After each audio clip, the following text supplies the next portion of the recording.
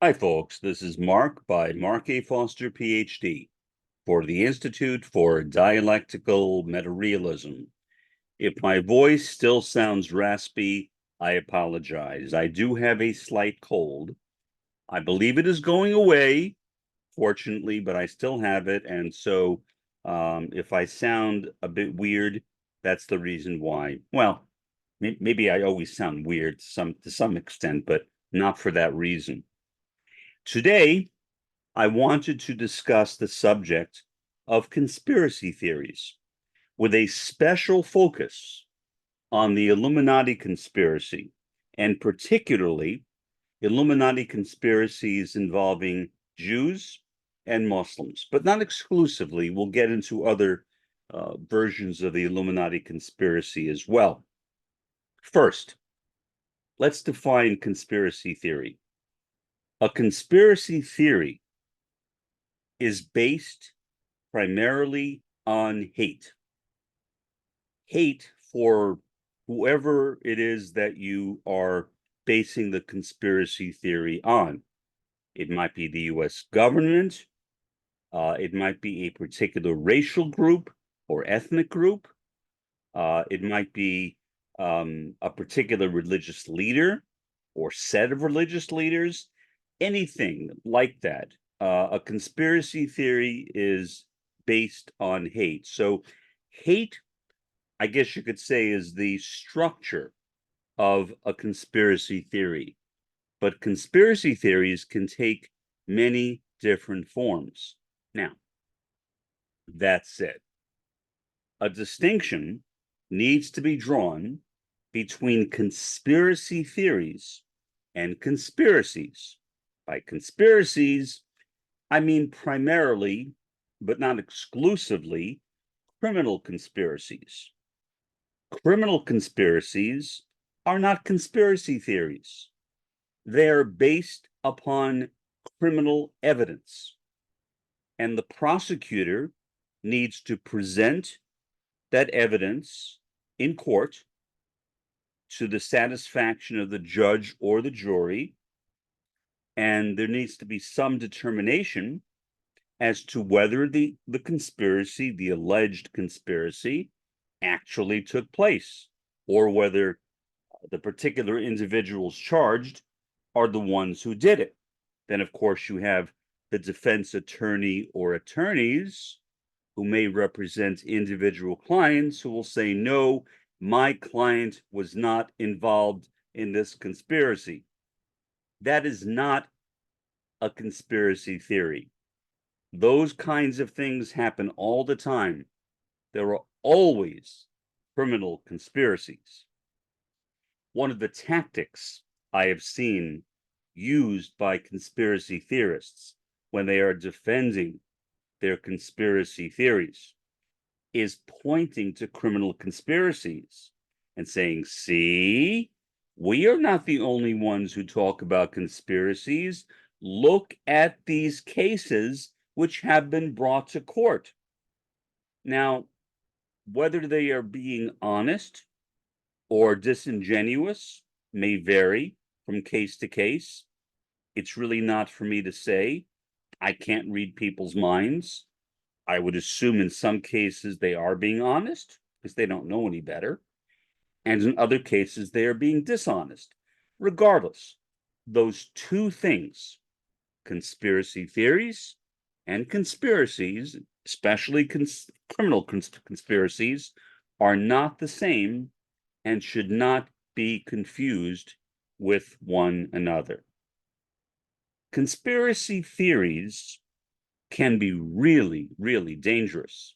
If you remember the Pizzagate conspiracy, that was potentially a really dangerous conspiracy. Again, based on hate. The idea that former Secretary of State Hillary Clinton was running a child abduction ring, I guess, in the basement of a pizzeria. I mean, who would believe in such a thing? I guess some people did. There were people who accepted that idea, and there was a real chance that people could get hurt.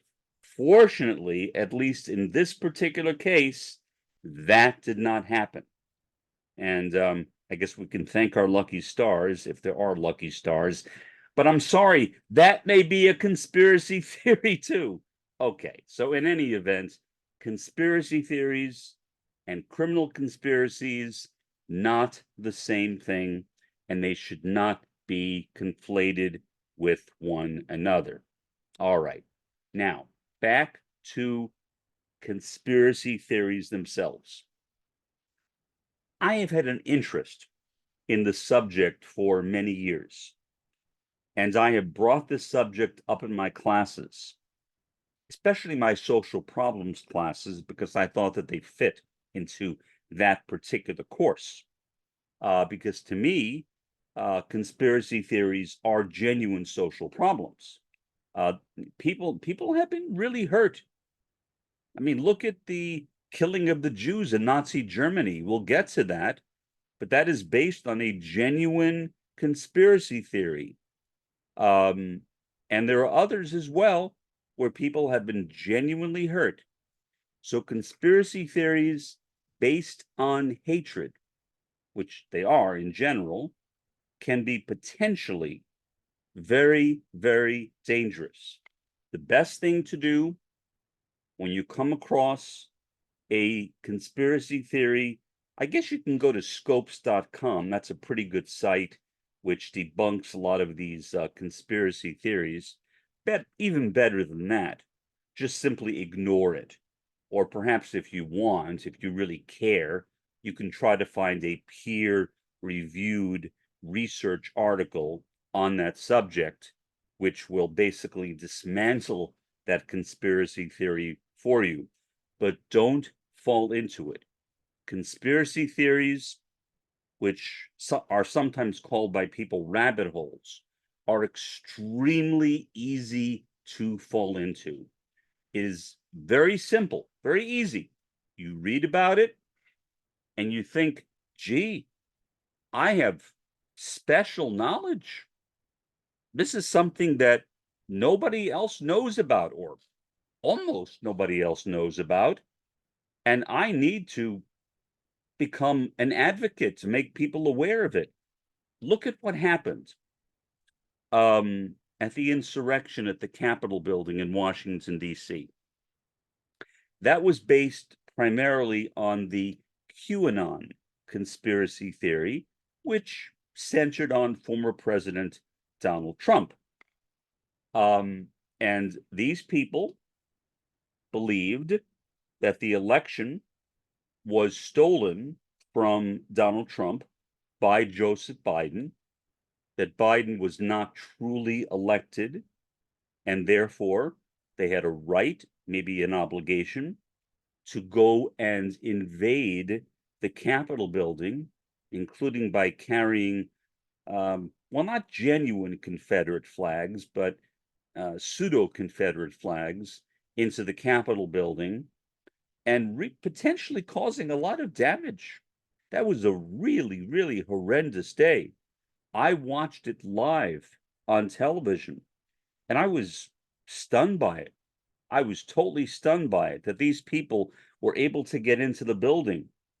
Fortunately, the Capitol Police and learned from this event, and they increased security in the Capitol building following this event.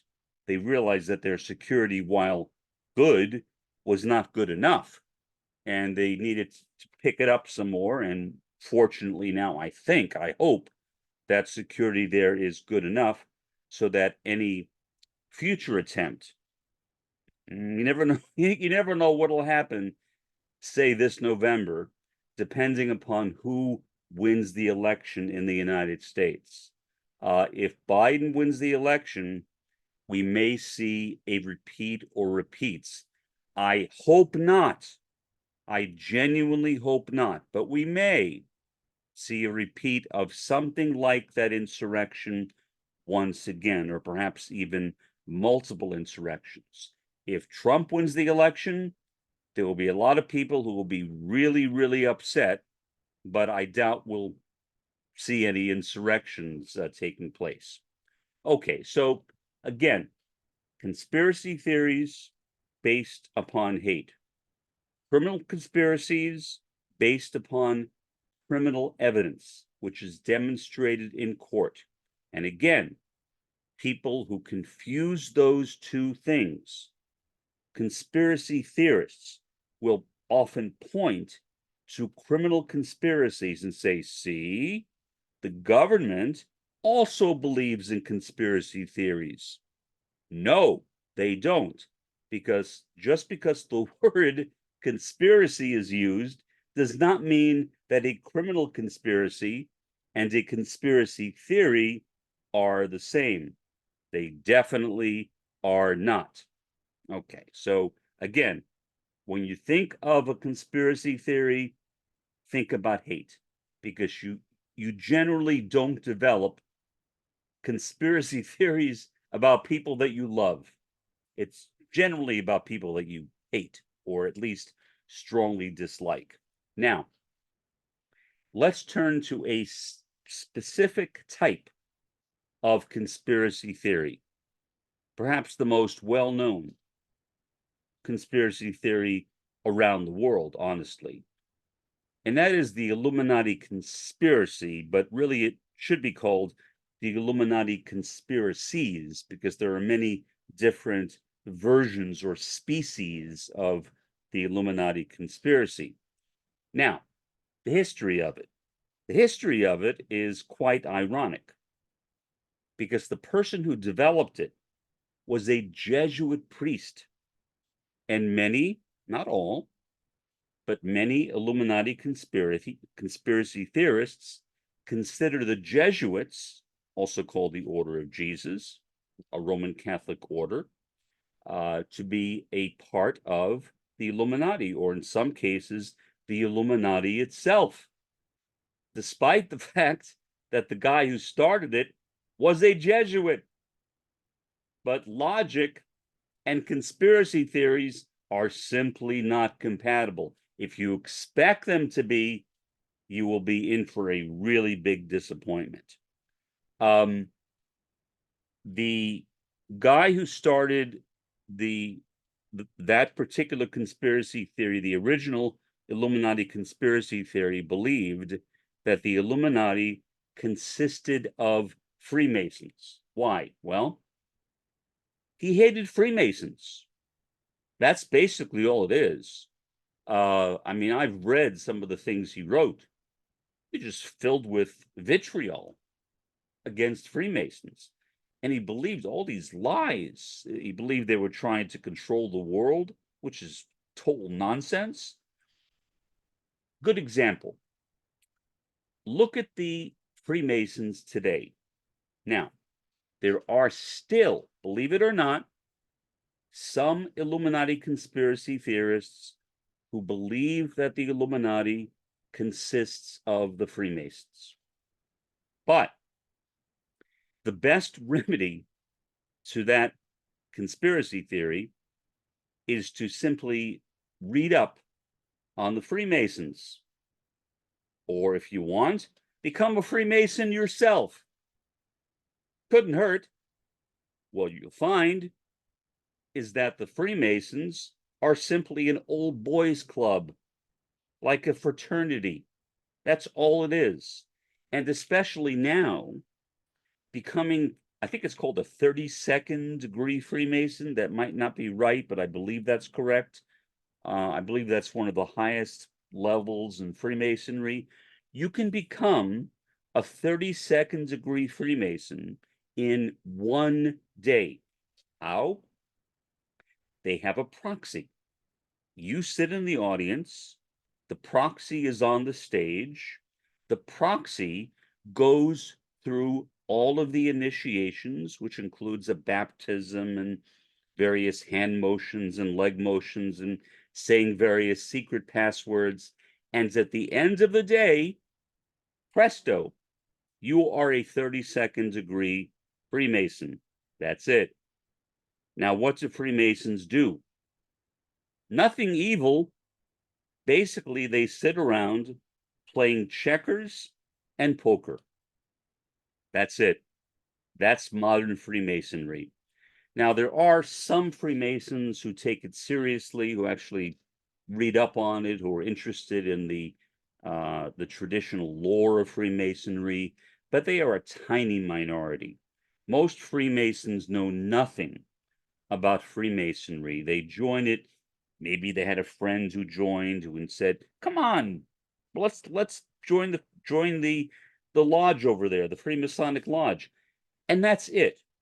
For that reason, Freemasonry is dying because when you go to a meeting and you see a bunch of elderly men, and I guess that would include people around my age, sitting around playing checkers and poker, why would you want to stay there?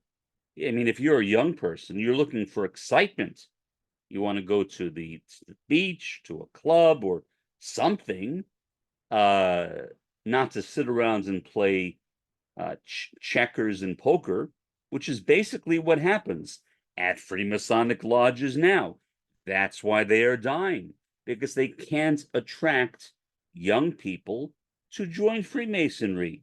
So expectations are that within a generation, maybe if they're lucky, 2 generations, Freemasonry itself will be dead. That's about it. Now, many people will point to some Freemasonic symbolism around Washington, D.C., I believe including on some U.S. coins. Well, yeah, it's possible that some of the founding fathers were Freemasons. And obviously, if you belong to a club like that, you're going to put the symbols of your club on things around you, whether it's buildings or coins. That's it. There's nothing more to it than that. There's no secret conspiracy of Freemasons to take over the world. I mean, just the idea of that is silly, but are there people who still believe it? Yes. Even today, there are some people who believe that there is an Illuminati which consists primarily or exclusively of Freemasons. Let's get into some other variations on the Illuminati conspiracy. Here's one that we discussed before. David Icke, who was a diagnosed paranoid schizophrenic by his own admission. He lives in Britain. He has his own website. He's written numerous books on the Illuminati. Maybe some of you know what he believes, but if you don't, I will tell you. To him, the Illuminati consists of reptoid aliens. You heard me right. Reptoid aliens. His view is that all the popes, all the British monarchs, all the US presidents, and I'm probably missing some categories of people, but a lot of people who were in positions of leadership around the world throughout history were members of the Illuminati, and therefore they were actually reptiles. Yeah, they were reptiles. And as reptiles or reptoids, they have the ability, according to Icke, to transform themselves, or maybe transmute is a better word, into human beings, or at least to have the appearance of a human being, to put like a human skin over their reptilian skin so that you would not know that they are really reptiles. And then at the flick of a switch, they can go back to looking like reptiles once again, magically. Have no idea how that happens, but must be some way, I guess. There are a lot of people, believe it or not, who accept David Icke's theory. I have met some. As a sociologist of religion, I have met a lot of really, really strange, and strange is an understatement, strange people over the years, including people who believed that David Icke is right. Why? I have absolutely no idea. But I suppose they hate the popes. I suppose they hate the British monarchs. I suppose they hate the US presidents and more. And so they've come up with a reptilian explanation for them. I mean, I could think of a lot more logical ways um, of developing an Illuminati theory around those groups without assuming that they are reptiles, but not them, not David Icke. To him, they are all actually reptiles. Now, how they got here, I don't know whether they're extraterrestrials or whether they've been here as long as human beings have been here. I don't know. Nor do I want to know. Nobody tell me. I don't care. But regardless, there are people still around who believe in this conspiracy. Now, I am only touching on a few versions of the Illuminati conspiracy theory, not all of them. So we will only discuss two more. And I left the two ones that I thought were most important for my purposes for the end. We'll start with the Jewish Illuminati conspiracy theories. Now, I'm not sure whether Marjorie Taylor Greene's idea of Jewish space aliens with, I guess, with lasers and spaceships that they can fire at human beings. I'm not sure whether that would qualify as being an Illuminati conspiracy, but it certainly is a conspiracy theory. Now, let's get into some true Jewish Illuminati conspiracy theories. One of the original ones centered around the Rothschild family. According to this conspiracy, that family is or was the Illuminati. And surprise, surprise, you know, they are Jews. And and to people who believe in that conspiracy or believed in that conspiracy, because they are Jews, well, it's all about the money. It's all about the money, of course, right? It's all about the money. And they were very wealthy people. And so basically they were trying to take over the world economically to profit from the world, to profit. That's the whole idea, profit. Because generally, when Illuminati conspiracy theorists accept Jews as the Illuminati, they generally focus on the idea of money. Not always, but generally. More recently, the Rothschilds have been maybe replaced is too strong a word because there are still some people who believe that the Rothschilds are still around.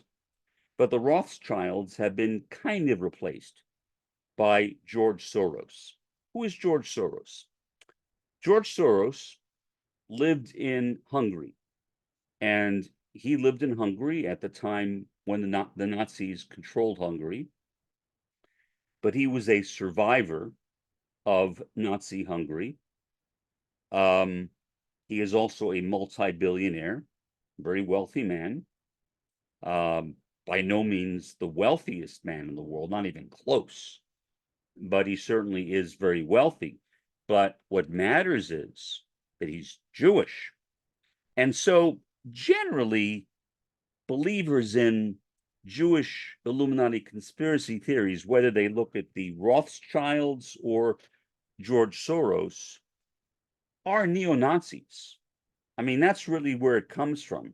It comes directly out of neo-Nazism. Let me tell you a story. This is actually not a story I like reminding myself of, because the guy who told the story to me is somebody I genuinely liked. I didn't like this one thing he did or he said, but anyway, you'll find out what happens as I go through the story. He was one of my psychiatrists. As an autistic, I have seen many psychiatrists and clinical psychologists over the years, including now. Um, I won't mention his name. He's dead now. He died a very painful death. At the end of his life, he only kept two patients.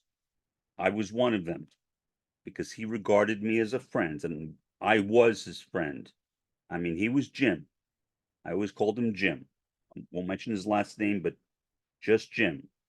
And we would hang out.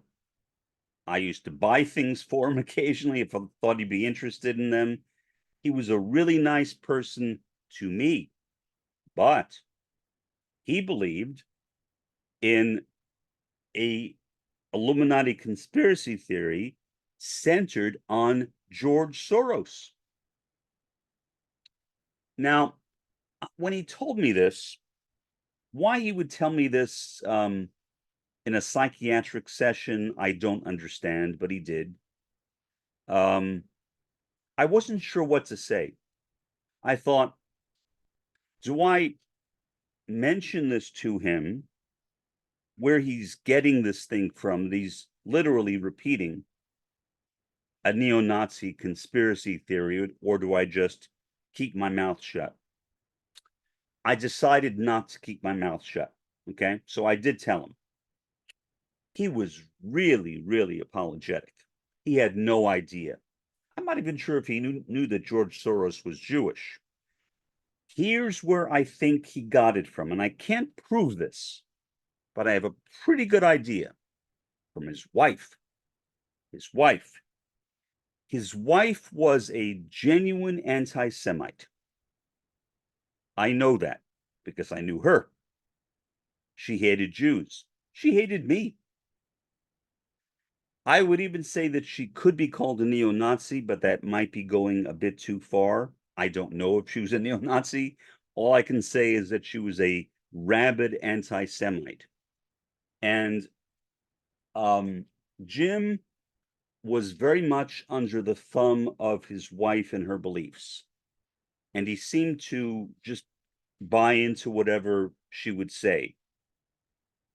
And so I don't know. I don't think that that Jim had an anti-Semitic bone in his body, to be honest. But for some reason, he was willing to accept his wife's anti-Semitism, and she was clearly an anti-Semite. She would talk about it, even in front of me, and I would sit there amazed. I was never sure what to say to her. I would give her dirty looks, but I mean, what do you say to somebody like that? I mean, I wanted to keep on seeing Jim. Jim was despised by the other therapists who worked in his practice, and it was his practice, meaning he rented the place. But then he I guess, is it sub-rented? I guess sub-rented, or whatever the proper term is. He sub-rented different offices to different therapists. One was a psychiatrist, one was I believe, a psychiatric social worker. There were a few clinical psychologists, I believe. He sold the practice as he was getting close to dying, and he died a really miserable death. Really miserable death. He sold the practice to one of the other therapists who worked in his practice. And the arrangement, which unfortunately was not on paper, I said, Jimmy, you should have gotten this on paper. And he said, yeah, you're right. But he didn't. It's always easy to think of these things in retrospect. But regardless, he didn't have it on paper. So this guy who promised that he would give Jim office space when he took the place over, he did not do that. Why? Well, I can't prove it, but I think it was because a lot of people in that practice hated Jim and his wife because of his wife's, in particular his wife's, anti-Semitism. There were a couple of therapists in his practice who were Jewish, and they in particular despised him. In fact, one said to me, he actually stopped me in the hall and said, "Why?" He said, "You're from a Jewish family, aren't you?" I said, "Yes." He said, "Why are you seeing him?" And I said, "Well, I realize that he has problems, but I blame those problems on his wife. I don't think that I don't blame him for them. He just shook his head like this and walked away. Maybe he was right. Maybe I should not have seen him. I mean, I don't know. I like the guy. Um, I don't think that he was anti-Semitic himself, but his wife was, which made it difficult being around them sometimes. And when Jim died, and I had to find a new psychiatrist, which I did, a guy named Doug, I still see, uh, who's also become a very good friend of mine. I seem to become good friends with my therapists, uh, really good friends. Um, Doug wrote to his wife, I guess I should say his widow, who was also his business manager, and requested my medical records, and she never responded. So Doug wrote back, and she never responded again. So what are you going to do? I mean, I don't think there's a law, maybe, or if there is, I don't know about it, but I don't think there's a law that requires um, therapists or therapy offices to turn over records to another physician or therapist. But she didn't do it. Did it matter? Well, not really in my case. It might have mattered with some of his other patients if she did that with them, and I doubt she did, but who knows? Um, as far as I know, I was the only guy seeing him from a Jewish background, as far as I know, but I could be wrong. But in my case, since I am a clear thinking person with a PhD, I was able to go over my entire life with Doug. And so, did he need my records? No. I mean, he wanted them, but they weren't essential. So we moved on from there, and it's worked out fine since that time. But it got me annoyed. Obviously, I was annoyed that she didn't do it. I thought about calling her myself, but eh, why not? Why bother with that? I decided not to do it.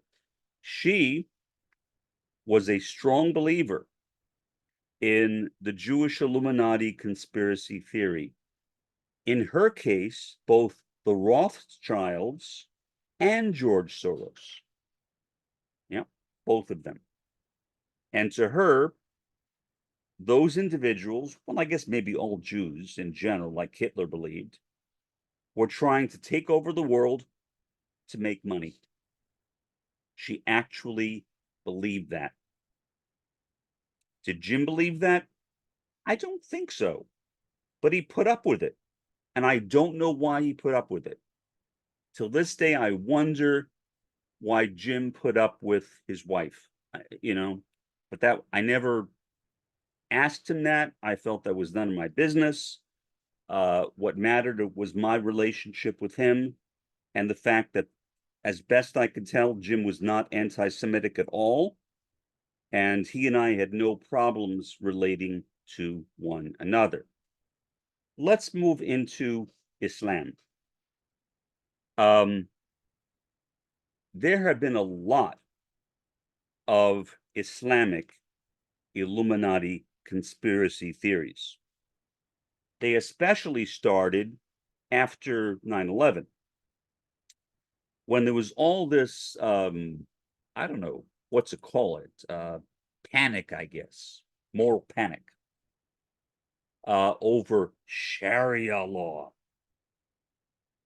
that somehow Muslims in the United States were trying to take over the US so they could enforce Sharia law on US citizens. Now, of course, that's BS. I mean, that's not true at all. There's no basis to that. I mean, I have friends who are Muslims. They have no desire to do that. In fact, most American Muslims are not even that religious. They themselves don't follow that much of Sharia law. Most of them believe in Allah and God, but other than that, they don't necessarily fast or pray or care about going on pilgrimage. That is pretty common among a lot of American Muslims. Not all. I mean, there are some very religious Muslims, but not all.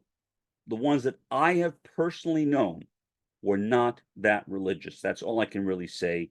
And I know a lot of other people that I don't know who also are not very religious Muslims. But what I would do when people would say this, and many times they were my students, so I would have like a captive audience. I would say, well, what's Sharia law?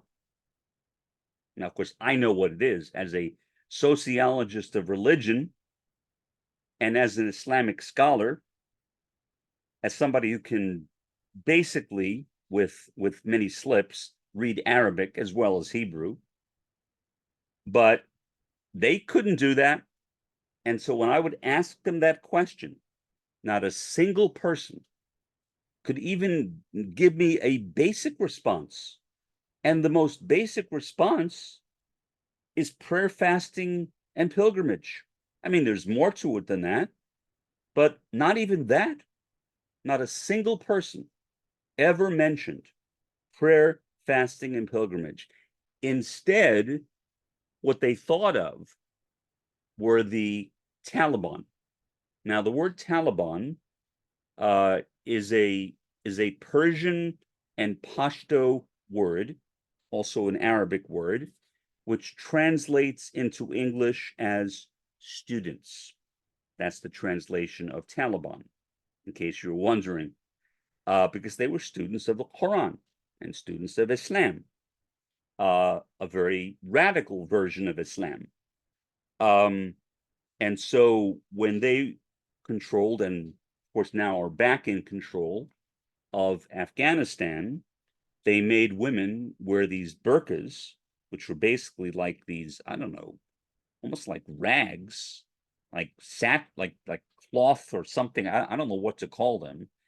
Canvas bags over their bodies, where little things poked out so they could see outside. Very dehumanizing. Um, Real shame. So then the US came in. Now, I am a real opponent of that whole period, the Iraq War, the Afghanistan War, but let's put that in context. Let's put that off to the side. Despite my opposition to those wars, when the US came into Kabul, the capital city of Afghanistan, the people who lived in that city, including the women, especially the women, they suddenly had the opportunity to get an education. Many of them became physicians, lawyers, business executives, professors, and so on. All of a sudden, the US left, and the Taliban are now back in control. And the same situation that existed prior to the US invasion of Afghanistan is back in place. So I must say that despite my strong opposition to the war in Afghanistan, I have tremendous compassion, especially on those women, because I know that they are still living under those conditions. Whatever position they may have had, whether it's like a medical doctor, a lawyer, whatever, it's all gone in effect. They simply cannot use it. They can't use it anymore. It's totally gone. It's a shame, just a really, really big shame. So when you look at the Taliban, or Some people looked at Al-Qaeda, which literally translates into English as the base, in case you didn't know that. That's the literal translation of Al-Qaeda, the base, or ISIS, whatever. People would look at those organizations and they would think, when Sharia law is enforced in the US, we will suddenly have a US Al-Qaeda or a US ISIS or a US Hamas or whatever. No, no, no, no, no, no, no, no. I probably should say it more times than that, but I'll stop. No, that would not happen. That is not what most American Muslims believe in at all, not even close.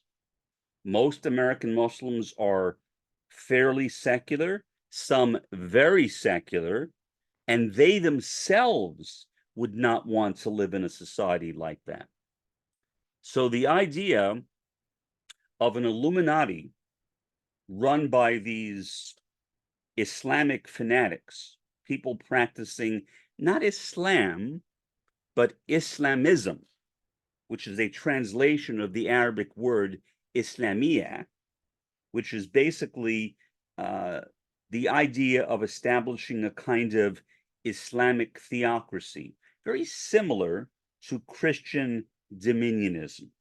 Christian dominionists who basically want to establish a Christian theocracy in the US. They are extremely close to one another.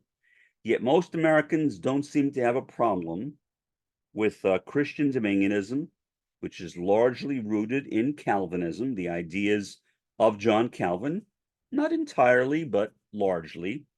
And yet they're terrified of Sharia law, that somehow these Muslims, and most of them don't even seem to know that there's a difference between Islam and Islamiyah, that most people who are Muslims don't support Islamiyah. So it's just a mix of confusion that these people accept.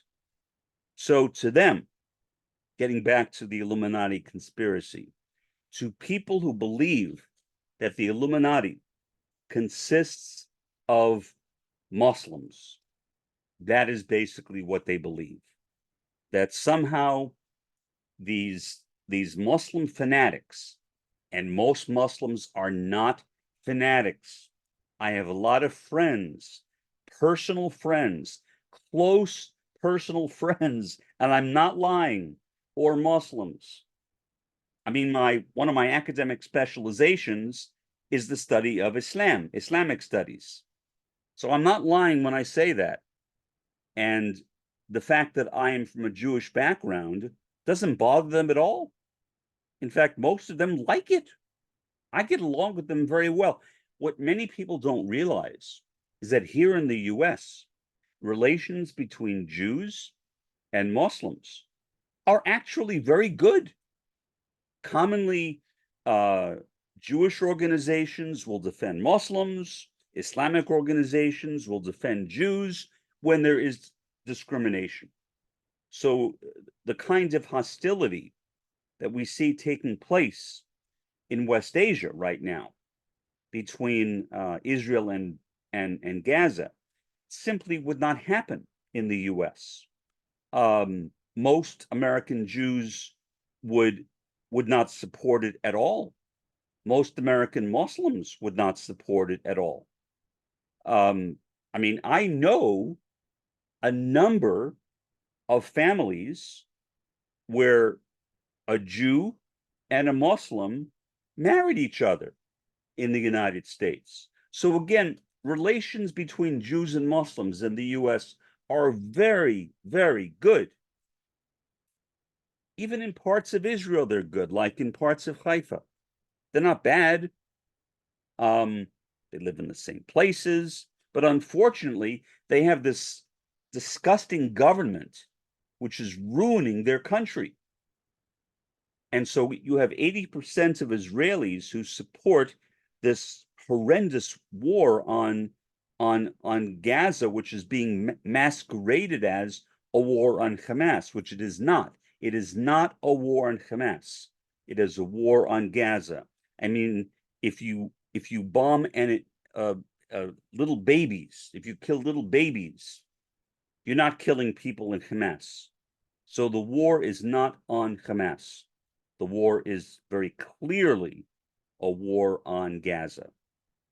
For the time being, this has been Mark by Mark A. Foster, Ph.D., for the Institute for Dialectical Metarealism. Have a pleasant day and an even better day tomorrow.